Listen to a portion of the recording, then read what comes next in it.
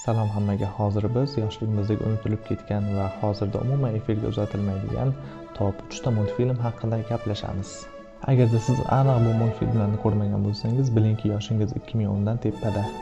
Birinchisi bu o'sha mashhur, hamma sevib tomosha qilgan Ko'r sichqon multfilmi. Bilasizmi, bu multfilmni boshqa multfilmlardan nima ajratib turadi? Bu multfilmda umuman dialog yo'q, ya'ni biror bir hayvon yoki biror bir shaxsning o'zaro suhbatini siz bu multfilmni ko'rish davomida umuman eshitmaysiz.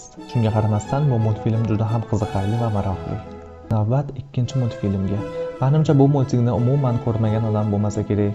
Menimcha hozirgi yoshlar ham aniq bu multfilmni umrida bir marta bo'lsa ham ko'rgan. Hammamiz bilgan Ehtiyot bo'ling maymunchalar deb nomlangan multfilm. Bu multfilmni ham Ko'r sichqon bilan bir xil bo'lgan jihati bu unda umuman nutq yoki dialog yo'qligi. Bu multfilmda ham boshqa hayvonlar o'zaro bir-biri bilan soqovchazga, ya'ni imo-ishora bilan gaplashadi.